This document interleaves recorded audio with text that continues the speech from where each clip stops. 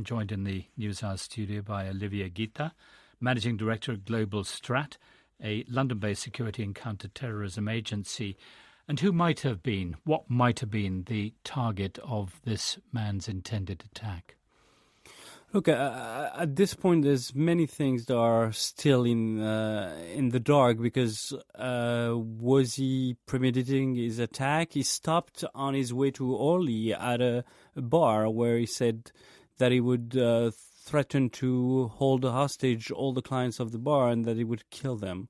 Then he went to Orly. Most probably, I think, to find soldiers. A case can be made that he was going after soldiers rather than civilians, because it doesn't make any sense for him to try to steal the weapon of a soldier as his first act within the airport.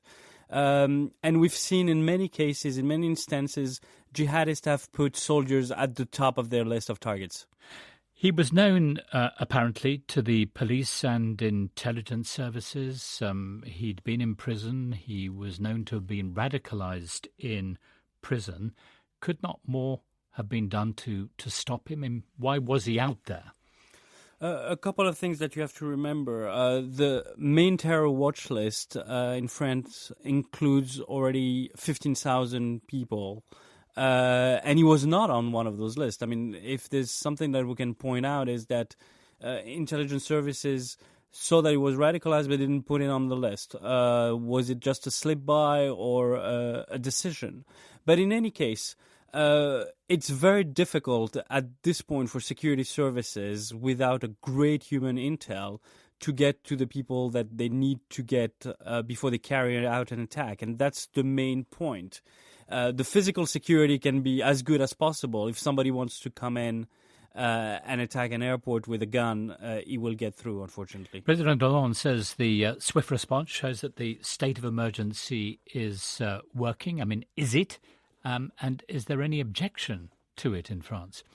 There's no objections. I mean, the latest polls are showing a tremendous support for the state of emergency, but you have to remember that France was traumatized by those attacks in the past 2 years.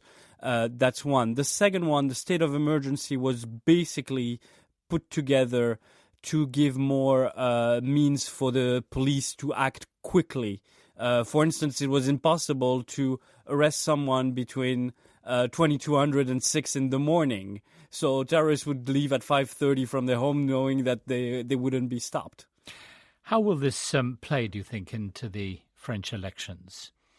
That's the major question, because at this point I'm very concerned about the next 6 or 7 weeks before the first round of the election, because jihadists have specifically said that they would try to influence the outcome of the election like they did in Spain in 2004. So that's a very, very poignant point at this point. So more attacks, you are suggesting, would give an electoral advantage to the far right in France?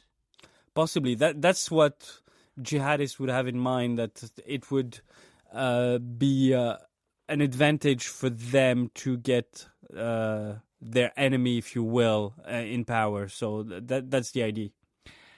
Do you have a sense that people in Paris, people in France are on edge at the moment? I was in Paris last week. I was at the airport. I think people have now capitalized and put that in their daily lives. I mean, that's difficult to say, but they have adapted. And so it's normal when you walk the streets of Paris to see soldiers with machine guns like you would see in Beirut or in South America. Mr. Guitta, many thanks. Olivier Guitta, Managing Director at Global Strat, a London-based security and counter-terrorism company.